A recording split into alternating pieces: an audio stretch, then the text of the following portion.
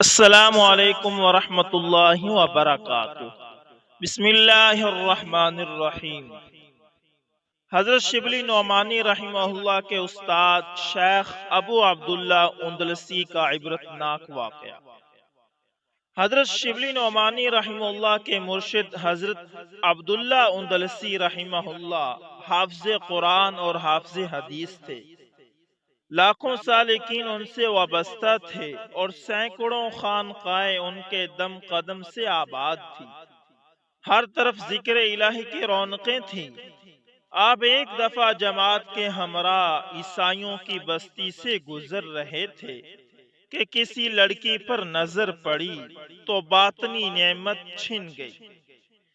شیخ نے سالکین کو واپس رخصت کیا اور اس لڑکی کے والدین سے نکاح کا مطالبہ کیا۔ اس نے کہا کہ آپ ناواقف ہیں۔ ہاں، ایک صورت یہ ہے کہ آپ سال 2 سال یہاں رہ کر ہمارے سور چرائیں۔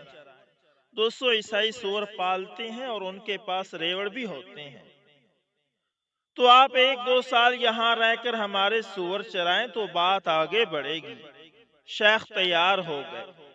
صبح سویرے سوروں کا ریوڑ چرانے نکل جاتے اور رات گئے واپس لوٹتے۔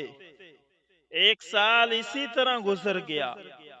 حضرت شیخ شبلی نعمانی رحمہ اللہ کے دل میں اپنے شیخ اور مرشد کی سچی محبت جاگوزی تھی۔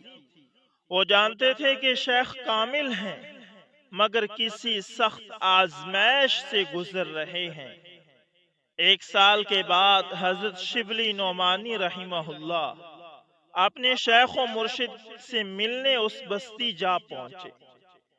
دیکھا شیخ وہی خطبہ جمعہ پڑھانے والا جبہ پہنے ہوئے، عمامہ باندھے ہوئے، وہیں عصا ہاتھ میں لیے کھڑے ہیں اور سوروں کے ریوڑ کی نگرانی کر رہے ہیں۔ حضرت شبلی نعمانی رحمہ اللہ قریب آئے، خیریت دریافت کی، بعد میں پوچھا حضرت آپ کو قرآن پاک اب بھی یاد ہے؟ شیخ نے تھوڑی دیر خاموش رہنے کے بعد بتایا، بس فقط ایک آیت یاد ہے۔ وہ آیت یہ ہے جس کا ترجمہ ہے، اور جس کو اللہ ذلیل کرے اسے کوئی عزت دینے والا نہیں ہے۔ پھر پوچھا کہ حضرت احادیث مبارکہ یاد ہیں؟ چونکہ آپ رحمہ اللہ حافظ قرآن کے ساتھ ساتھ حافظ حدیث بھی تھے۔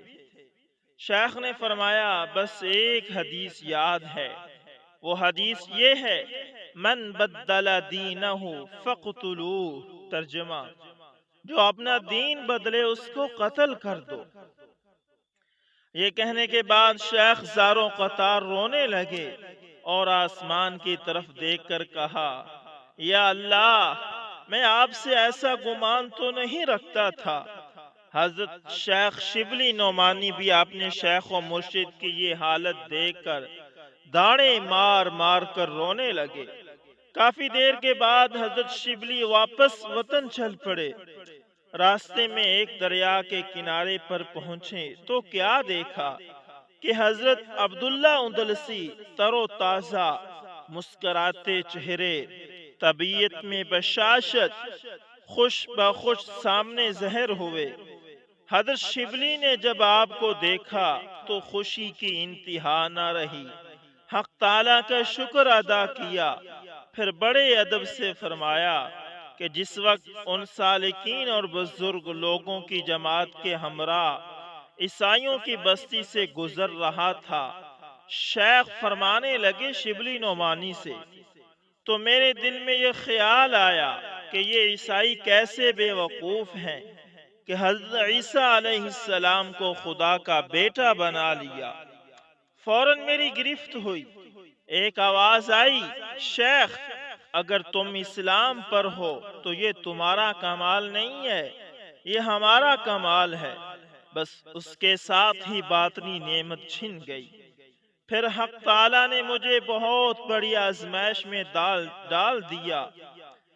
دوستو یہ نقطہ قابل غور ہے کہ وہ بات جو عامت الناس کے نزدیک کوئی وزن نہیں رکھتی، اس کے کرنے پر بھی خاصان خدا اور مقربین بزرگوں کی پکڑ ہو جاتی ہے۔ حضرت شبلی اپنے پیر و مرشد کے ہمراہ واپس تشریف لائے تو رب تعالیٰ کے فضل و کرم سے وہی دینی مجالس، ذکر و اذکار اور خانقاہوں کی رونقیں دوبارہ لوٹ آئی۔ جیسا کہ ہر واقعہ اور حکایت میں کوئی سبق اور عبرت ضرور ہوتی ہے، اس واقعے میں بھی سالکین اور مسلمانوں کے لیے کئی طرح کی نصیحتیں اور سبق ہیں۔ ایک سبق تو یہ ہے کہ کمالات اور فیوزات و انعامات خداوندی کی کبھی اپنی طرف سے منسوب نہ کریں، بلکہ عطیہ خداوندی سمجھیں۔ دوسری بات یہ ہے کہ کسی عظیم اور بڑے استقامت والے بزرگ اور شیخ سے خلاف شرع بات سرزد ہو جائے تو یہ سمجھیں کہ شیخ پر کوئی سخت آزمائش ہے۔ تیسری بات یہ کہ اپنی کیفیت اور حلاوت اور عبادات پر فریفتہ نہ ہوں۔ چوتھی بات یہ کہ کسی حالت میں بھی مایوس نہ ہوں۔ ارشاد باری تعالی ہے کہ میری رحمت سے مایوس نہ ہو۔ پھر ایک سبق یہ بھی ملتا ہے کہ ایک شیخ کامل سے کیسی عقیدت ہونی چاہیے، جیسا کہ حضرت شبلی کی اپنے شیخ سے محبت و عقیدت تھی اور ان کے لیے خدا کے حضور دعائیں کی۔ سالکین کے لیے منارہ نور ہے یہ۔ تو دوستو اس واقعے کو اگر پڑھا جائے اور سوچا جائے تو اس کا خلاصہ یہی نکلتا ہے کہ شیخ نے جب عیسائیوں کو دیکھا کہ وہ خدا کی پرستش کو چھوڑ کر حضرت عیسیٰ علیہ السلام کو خدا کا بیٹا مان کر ان کی عبادت کر رہے ہیں، تو شیخ کے دل میں یہ آیا کہ یہ کیسے بے وقوف لوگ ہیں کہ حضرت عیسیٰ علیہ السلام کو خدا کا بیٹا بنا لیا ہے۔ تو فوراً اللہ نے اس پر پکڑ کی کہ اپنے اوپر یہ نہ کہو کہ وہ بے وقوف ہیں اور ہم عقل مند ہیں، آپ کی عقل کو اس میں کوئی دخل نہیں، بلکہ میں نے تمہیں ہدایت دی ہے۔ اگر آج تم ایمان پر ہو تو میری وجہ سے ہو۔